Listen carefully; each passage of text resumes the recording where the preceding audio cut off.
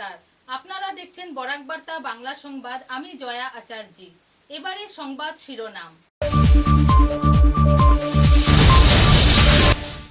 বরখলা টুলগেটে ধরা পড়ল অবৈধ গরু ভর্তি ট্রাক, গ্রেফতার পাচারকারী।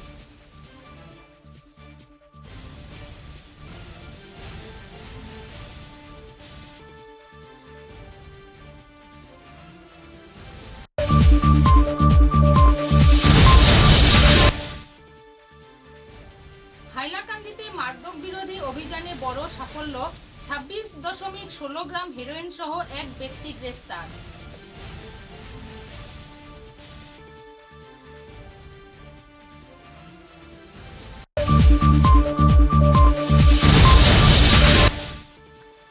বরাক উপত্যকার ঐতিহ্যবাহী শ্রী শ্রী সিদ্ধেশ্বর শিব মন্দির কপিলাশ্রমে গতকাল নদী ভাঙনের ফলে মন্দির প্রাঙ্গণের একটি বাথরুম নদীগর্ভে তলিয়ে যায়।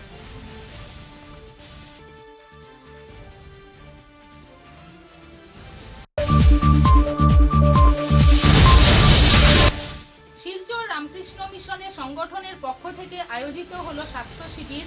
ছাত্রছাত্রীদের উজ্জ্বল ভবিষ্যৎ গঠনে স্বামীজির অনুকরণ করতে বললেন কর্মকর্তারা।